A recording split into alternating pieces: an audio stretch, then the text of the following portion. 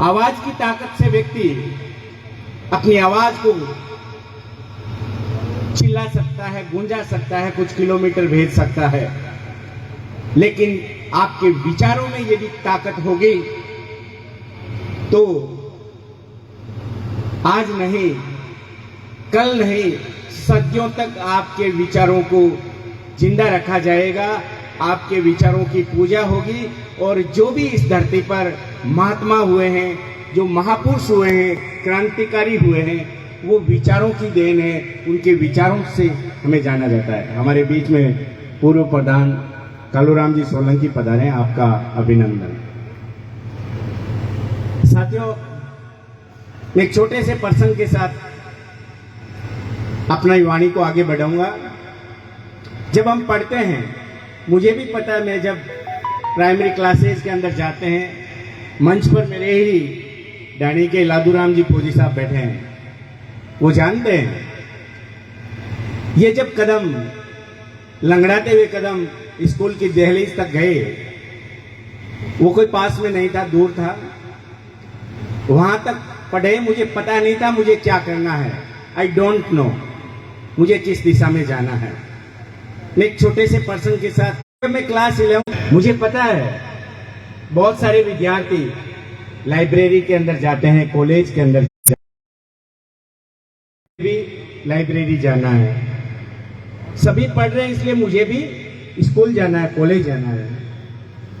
लेकिन ये पर्याप्त नहीं है। आपकी रुचि आपको उस ओर खींचेगी। मैं बताता हूं, मैंने सीनियर के अंदर जब 12वीं का इम्तिहान दिया था तो मेरा इंग्लिश ठीक ठाक हो गया था और मेरे कहीं न कहीं दिमाग में घर कर गया था कि मुझे इंग्लिश का टीचर बनना है। मैंने सन 2000 के अंदर JNU के अंदर एडमिशन लिया था और हमारे माली समाज संस्थान सुमेर स्कूल के अंदर वहां पर बैंकिंग की क्लासें ज्वाइन की थी। बैंकिंग की क्लासों के मैं निरंतर रूप से जाता रहा 2-3 महीने तक। लेकिन बैंक का एक भी एग्जाम नहीं दिया, क्योंकि लक्ष्य बिल्कुल स्पष्ट था कि मुझे टीचर बनना है। और जब टीचर की वैकेंसी आई थी 2002 के अंदर PTET, तो मैंने वो PTET का एग्जाम जस्ट ग्रेजुएशन खत्म होने के 15 दिन बाद दिया था और उसके अंदर ऑल राजस्थान 9th रैंक थी। एक बहुत सामान्य सा बच्चा ऑल राजस्थान 9th रैंक आ गया था। तो मेरे कहने का भाव यह है कि मेरा लक्ष्य बिल्कुल स्पष्ट था कि मुझे अंग्रेजी का अध्यापक बनना है। दूसरी कोई रुचि नहीं थी। बैंक के अंदर उस समय मेरे कुछ साथी मुझे 1-2 मिले भी हैं, यहाँ भी दिख रहे हैं। मेरे दिल में जो बन पड़ती थी, शुरू से एक जुनून था कि मैं किस प्रकार समाज में काम आ सकूं। और मेरी अंग्रेजी उस समय काम भी आई थी, क्योंकि रीजनिंग और मैथ्स वहाँ की स्ट्रेंथ थी, ताकत थी हमारे समाज की। और बैंकिंग के अंदर बहुत सारे हम फ्लो के अंदर जा रहे थे और मेरी ताकत थी अंग्रेजी। और मेरी वहाँ पर जो बन पड़ती थी मैंने की, लेकिन मैंने एग्ज़ाम केवल टीचर का दिया था और उसके बाद RPSC क्रैक कर लिया था।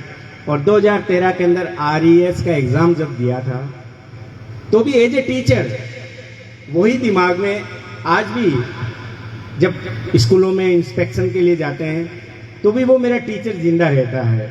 मेरे कहने का भाव यह है कि आपके अंदर लक्ष्य बिल्कुल क्लियर होना चाहिए। इसलिए स्कूल नहीं जाना चाहिए, लाइब्रेरी जाना चाहिए कि आप जा रहे हो, पढ़ रहे हो। और एक चीज हमेशा याद रखना, हमेशा वही काम करना जो आपके रुचि का हो। उसके अंदर हो सकता है कुछ समय के लिए, शॉर्ट टर्म के अंदर फेलियर भी आ सकता है। तो घबराना नहीं है बिल्कुल भी। निश्चित अपने दिमाग के अंदर एक चीज रखना है कि मुझे इस दिशा में आगे बढ़ना है। और मैं हमेशा कहता हूं जहां भी जाता हूं, ध्यान रखना, भगवान ने दिया मुझे कम दिया नहीं, ईश्वर का दिया कभी अल्प नहीं होता। जो टूट जाए वो संकल्प नहीं होता। मंजिल को हार से दूर ही रखना, क्योंकि जीत का कोई विकल्प नहीं होता। हमेशा जीतने के लिए निकलिए। एंड एक चीज हमेशा याद रखना, एक्सट्रीमली पॉजिटिव एटीट्यूड, हमेशा सकारात्मक सोच रखिए। और यदि आप सकारात्मक सोच रखेंगे तो बहुत सारी बाधाएं अपने आप खत्म हो जाएगी, जो भी हो रहा है। और जो अंग्रेजी के मेरे दोस्त बैठे हैं, एक बहुत अच्छी कहावत है, what is allotted can't be bloated. जो होना है वो होके रहेगा, इसलिए रोना बिल्कुल नहीं रोना है। अपने रुचि के विषय के साथ आगे बढ़िए, अपने इंटरेस्ट के साथ आगे बढ़िए। आप एप्पल के जमाने के लोग हो तो एक छोटा सा प्रसंग हमारे बीच में आता है। एप्पल फोन देखा आपने, वो कट वाला जो बहुत महंगा आता है, ये किसने बनाया था? Who is the founder of Apple? Steve jobs, है ना? वही था ना। स्टीव जॉब्स कहता है वो एक अवैध कॉलेज छात्रा की संतान था, अडॉप्ट कर लिया गया बाय एडवोकेट। एंड उसके बाद वो जीवन में आगे बढ़ता है और कठिन परिस्थितियों के अंदर संघर्ष करते हुए दुनिया के सबसे अच्छे विश्वविद्यालय के अंदर एडमिशन लेता है। और दुर्भाग्य से वहां से निकाल दिया जाता है, क्योंकि वो रेगुलर क्लासें अटेंड नहीं कर पाता है। और रेगुलर क्लासें अटेंड नहीं करने का कारण था उसकी जो रुचि थी वो किसी और दिशा में थी।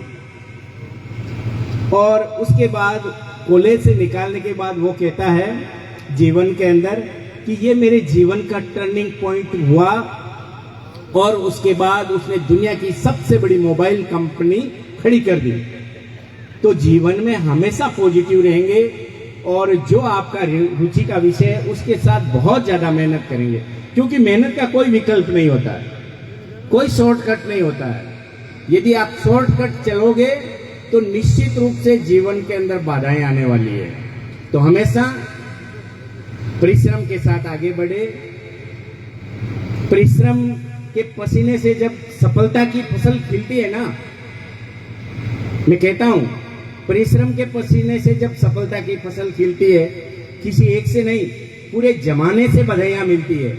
वहां पर आपको किसी का मोहताज नहीं होना पड़ेगा कि मैं वहां जाऊं, मंच मिलेगा नहीं मिलेगा, दुनिया मेरा सम्मान करेगी नहीं करेगी, नहीं, ये सब सेकेंडरी चीज है।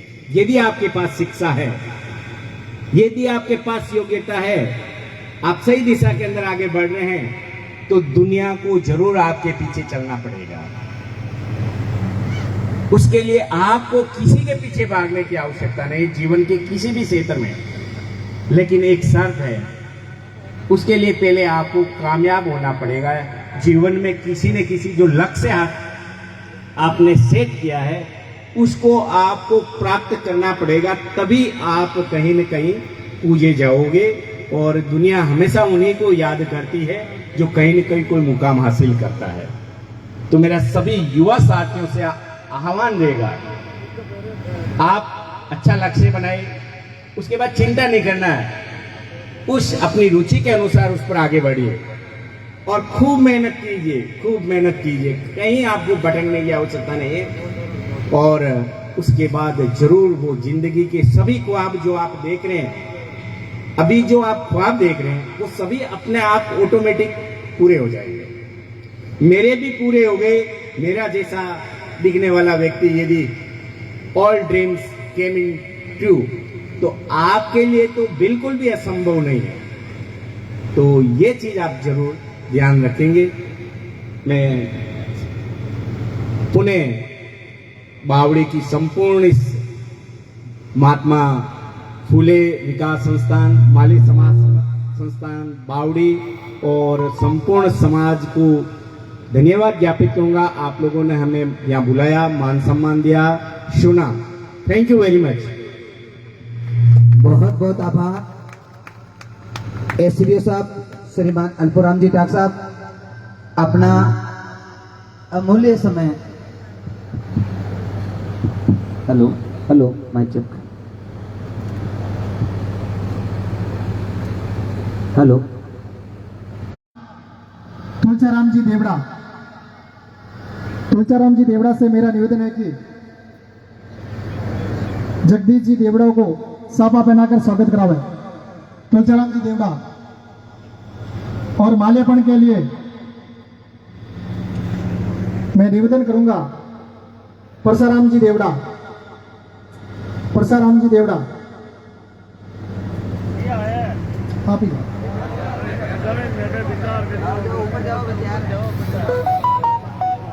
तुलचाराम जी देवड़ा तालो कबेरा।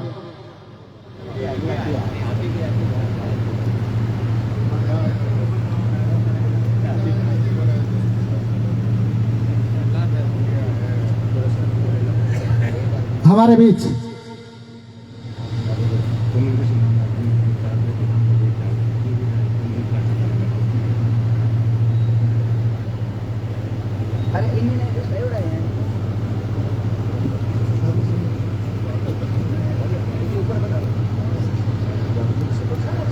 पूर्व सरपंच बिरई भागुराम जी साकला से मेरा निवेदन है कि मंच पर पधारे। पूर्व सरपंच भागुराम जी साकला के स्वागत के लिए मैं निवेदन करूंगा गिरधारी राम जी साकला से मेरा आग्रह रहेगा कि साकला साहब को साफा पहनाकर स्वागत करावे। गिरधारी राम जी साकला और माल्यार्पण के लिए मैं निवेदन करूंगा नूमा राम जी देवड़ा कि मंच पर पधार कर साकला साहब का माल्यार्पण करावे। नूमा राम जी देवड़ा। स्वागत की परंपरा लगातार चलती रहेगी। उससे पूर्व इस कार्यक्रम